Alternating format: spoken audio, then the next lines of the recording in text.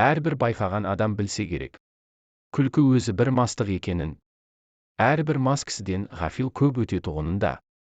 Әрбір мастың сөйлеген кезінде бас ауыртатұғынын. Бұлай болғанда күлкіге салынған кісі не шаруадан, не ақылдан, не бір ұят келерлік істен құр.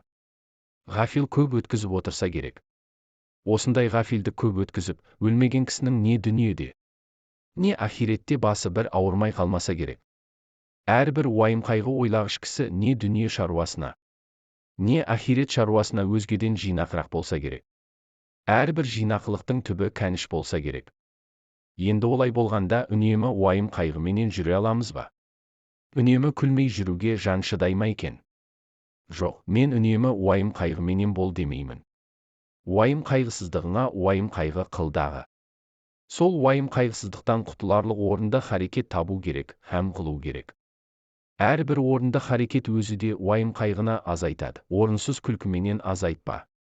Орынды харекетпен азайт. Шығар есігін таба алмай, уайым қайғының ішіне кіріп алып, қамалып қалма. Ол өзі де бір ан тұрғандық. Және әрбір жаман кісінің қылығына күлсең, оған рахаттанып күлме. Ыза болғаныңнан күл.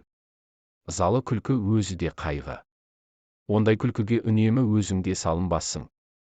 Әрбір жақсы адамның жақсылық тапқанына рахаттанып күлсең, оның жақсылықты жақсылығынан тапқандығын ғибрат көріп күл.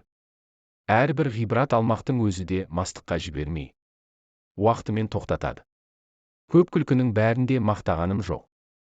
Оның ішінде бір күлкі бар ау, Құдай жаратқан орныменен іштен, көкіректен, жүректен келмей. Қолдан жасап, сыртыменен бет аузын түзеп, бай-бай күлкінің әнін сәндеп. Әдемішілік үшін күлетін бояма күлкі. Адам баласы жылап туады. Кейіп өледі.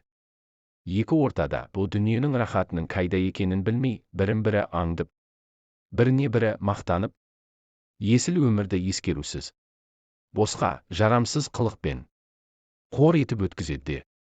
Таусылған күнде бір күндік өмірді бар малына сатып алуға таба алмайды.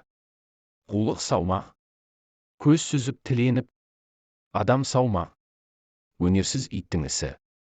Әуелі Құдайға сыйынып, екінші өз қайратыңа сүйеніп, еңбегіңді сау. Еңбек қылсаң, қара жерде береді, қор тастамайды.